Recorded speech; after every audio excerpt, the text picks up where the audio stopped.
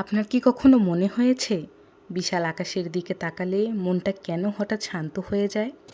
এর পেছনে লুকিয়ে আছে পবিত্র কোরআনের এক অসাধারণ শিক্ষা ও গভীর বার্তা।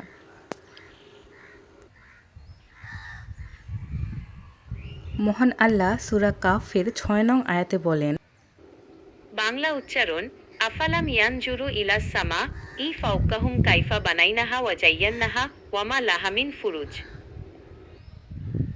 তারা কি তাদের উপরের আকাশের দিকে তাকিয়ে দেখে না আমি কিভাবে তা তৈরি করেছি এবং সুশোভিত করেছি? এই বিশাল আকাশ আমাদের মনে করিয়ে দেয় আমাদের সৃষ্টিকর্তা কত মহান, আর তার বিশালতার সামনে আমাদের জীবনের দুশ্চিন্তাগুলো কত ক্ষুদ্র। এই গভীর উপলব্ধি আমাদের হৃদয়ে প্রশান্তি এনে দেয়।